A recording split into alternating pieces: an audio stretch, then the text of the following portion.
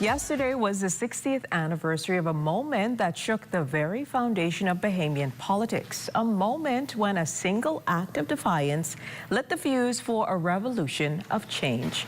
It was April 27, 1965, when Sir Lyndon Pindling hurled the Speaker's mace out of the House of Assembly window, not just making a statement, but making history. This was Black Tuesday, but beyond the dramatic gesture lies the deeper story of power, protest, and the people's push for justice. Joining us now is Dr. Christopher Curry, Department Head for Social Sciences at the University of the Bahamas, who's going to tell us about the events planned for tomorrow as we commemorate Black Tuesday. Welcome to What's Trending, Dr. Curry. It's great to be here on this show with you. It's great to have you here with us. So 60 years already. Briefly explain to us, what is Black Tuesday and why is it such a pivotal moment in Bahamian history? Well, Black Tuesday is a seminal moment in the Quiet Revolution. That's a term that Doris Johnson coined for the title of her book. And it really reflects a prolonged period of agitation for change. Some would argue, as she would, that it started with the 42 Burma Road riot. And some would say it culminated with the 67 majority rule January 10th, 1967 election, where the PLP became the government and defeating minority government rule in the UBP. But Black Tuesday is one of those moments in that whole progress, that march to majority rule. Well, Black Tuesday is really interesting because here it's a single day. It's a moment. Crowds are gathered in the streets, mostly women. And what has happened is there's a protest because the Boundaries Commission isn't doing anything. The debate about reform of the electoral system, it looks like it's stubbornly being opposed by the government in power at the time, the UBP. Recall that the PLP had lost the 62 election despite winning the popular vote. And one of the issues in 62 was a disproportionate representation or configuration of the constituencies. So then remind us, who were the key players of Black Tuesday? Because that's the key point. Yeah, the key players in 65 were, of course, Milo Butler throwing the hourglass out of the window and Pindling throwing the mace out of the window. But you have to remember the people in the streets. The crowds are really important. And in the streets, you also had persons like Cecil Wallace Whitfield and other members of the party at the time.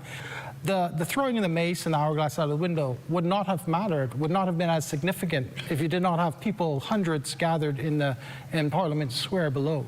And a peaceful protest at the time. So what were well, you talked a little bit about it, but tell us more about the political tensions that specifically led up to April 27th. After 62's defeat, the PLP took their campaign international. Pindling went to the United Nations.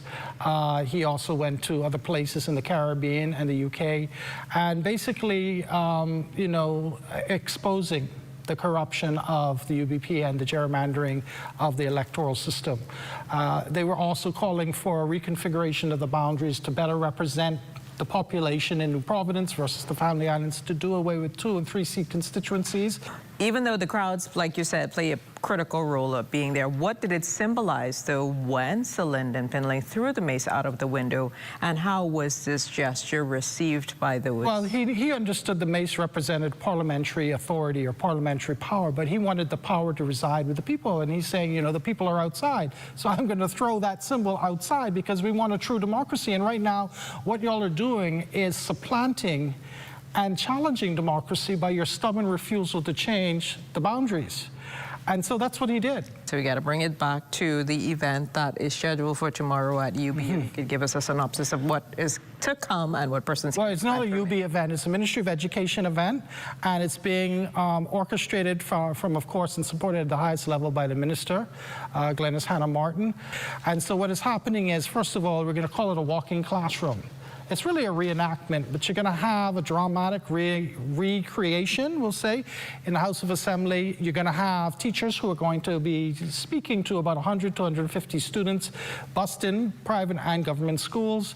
And from there, after they've done the reenactment of the mace and hourglass being thrown out, we're also going to march to Southern Recreation Grounds, because that is exactly what they did in 1965. And then the other thing that's going to happen, once we get to Southern Recreation Grounds, around 11 o'clock, there's going to be a program to launch our history book. And that is very important because the history book is one of a kind. it's the first text that we've ever really had that was written by Bahamians for Bahamians, which will tell us about who we are as a people. So that's a significant part of what we're doing.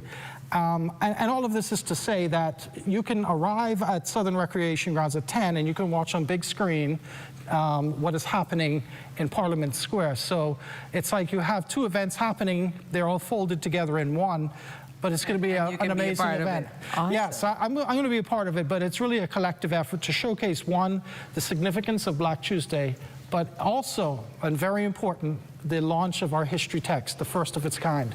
Well, thank you so much, Dr. Gurry, for reminding us about the importance of Black Tuesday and an exciting event that's going to take place tomorrow. Thanks again for joining us on What's Trending. Truly appreciate it. Thank you.